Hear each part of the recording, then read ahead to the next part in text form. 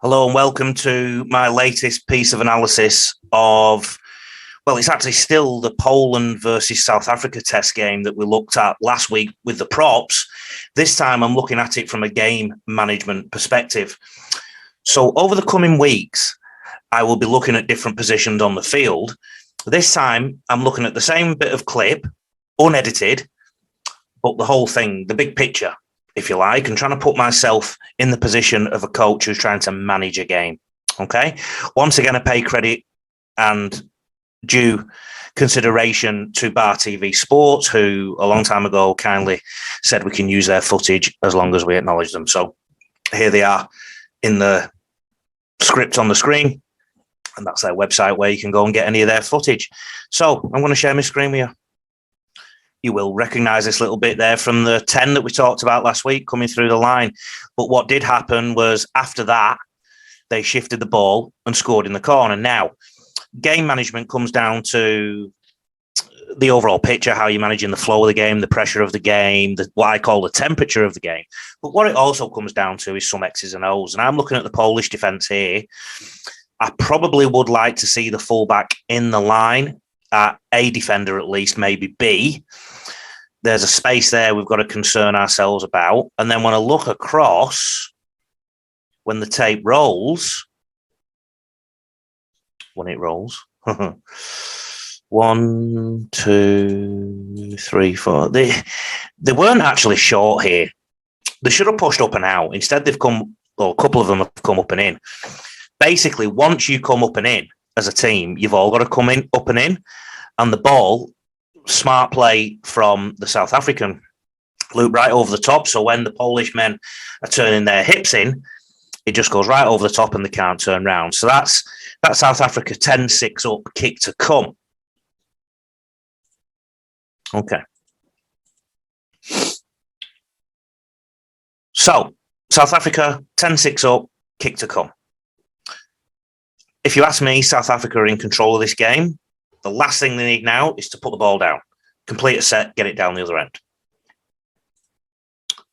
Okay. Spoke last week about the angles of the props and the way they run the ball. As I'm looking at the South African team now, to be fair, I am pretty convinced the ball's going this side of the field, so the left of the screen as you look at it, if I'm a defender. In the coming weeks, we're going to look at different positions on the field, and I'll be honest, I'll probably use this same clip again to look at the hookers. So bear this in mind. What I'm trying to do with this clip each time is get you to look at a different thing. It's only a 10-minute segment of the game. What the South Africa players aren't really doing on the other side is showing for the ball. So it's pretty clear, just with this screenshot here, the ball is going to the top end of the field. And so it does. And that just allows the 17 to get out quite quickly from marker. But I'm going to let the tape flow now rather than look too much at the X's and O's, because South Africa are on a roll here. Poland are struggling to contain them. Ruck control isn't fantastic. One of the coaching staff actually suggested one of the reasons this might have been is because the referee kept pinging them. Maybe, maybe not. But obviously here they are literally just jumping off. Number 7 finds some space. We analysed that a little bit in depth last week, and they score a try. So my point, and in terms of game management here, South Africa are in absolute complete control of this game now. The last thing they need to do is change anything. Even if they complete and kick the ball downfield and Poland have to return it, they've got their foot on the metaphoric throat of the Polish team now. They're 16-6 up. All they have to do is control the game. The set is almost a carbon copy. So watch this. Again, going across field. I spoke about that last week in the prop analysis. So if you don't know what I'm talking about, go back and have a look at that and my concerns in and around that.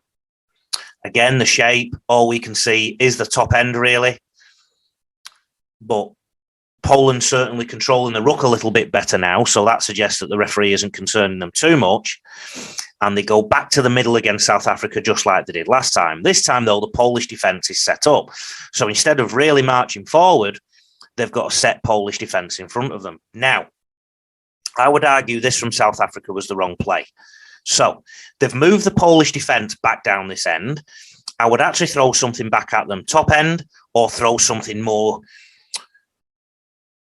testy to deal with down at this bottom end of the screen. Instead, they just take a carry basically back into the guts of the Polish defence, which allows the Polish defence to settle. So if you compare the two sets, the first set, they got a roll on, and were able to exploit it. Number 7 saw a gap and went through. Poland were in 6s and 7s.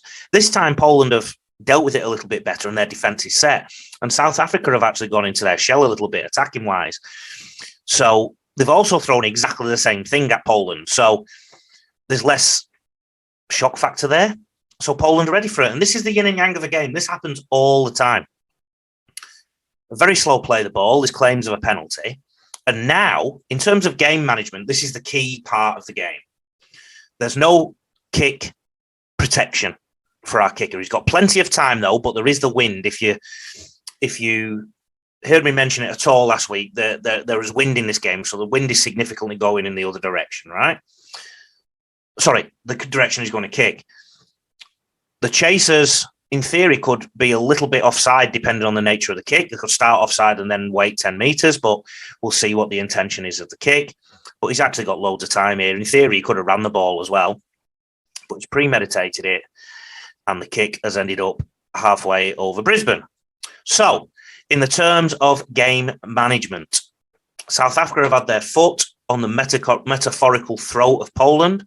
They have now let it go. They have now given Poland a route back into this game via the halfway line, or almost the halfway line. So Poland, think about it, have been under pressure, just conceded 2 quick tries in next to no time. Now they've got a breather. Poland now only have 60 metres to travel. South Africa have given them 40 metres for free.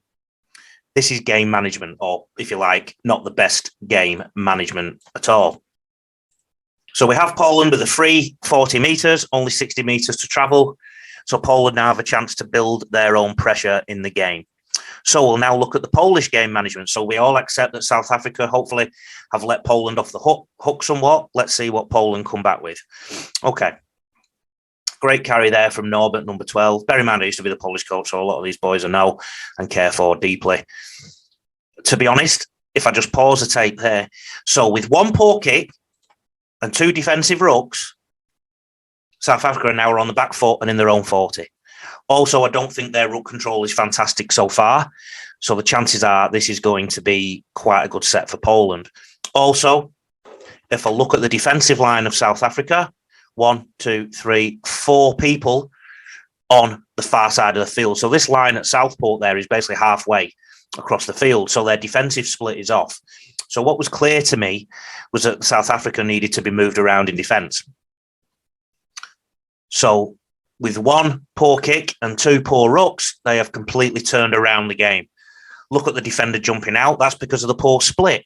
Because the defence wasn't set, he feels panicked, so he's trying to rush out to put pressure on. Luckily for him, the play doesn't end up in a try. And you could argue Poland made the wrong decision there. But now look at how the game has changed in a heartbeat. So 1 poor kick, 3 or 4 poor tackles, bang. Poland are on their try line. This is where game management is really important. Can you imagine if South Africa just kicked the ball along the ground, chased it, defended, or walked to the scrum, whatever it may be, they would be in control of this game. Instead, they've put Poland on the front foot. Now, this decision here is key from the referee. Is it a knock-on or a strip? Personally, when the ball goes flying out like that, I would have thought it was a strip. But let's see what the decision is. South Africa get the decision. So, despite messing up in terms of game management previously, they now have the chance to ascertain control again. So, what do we prescribe for South Africa? Complete your set, get it down the other end of the field, start to gain control of the game again. Poland had their chance and they've given it away. So now you've got your chance against South Africa. If you look at the game time, 25 minutes on the clock. You can't see it because of my controller there. But it's 25 minutes. They're 16-6 up, South Africa. They can have this game won by half-time with some good game management. So what South Africa need to do is get the ball down the other side of the field and play the game in the Polish territory again. So they're clearly targeting something on each side. So I reckon they're targeting the 7 on that side and the 6 on the other, possibly. He didn't play the ball properly. So 2 sets now, South Africa haven't had good outcomes. So this is how a game can turn around in a heartbeat. Okay?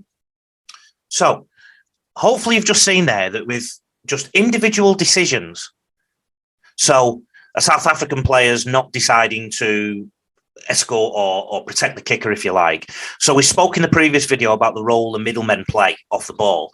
South African men switched off a little bit there, left their kicker exposed. Didn't matter, he still had plenty of room, but he messed the kick up. That gave Poland a route back into the game.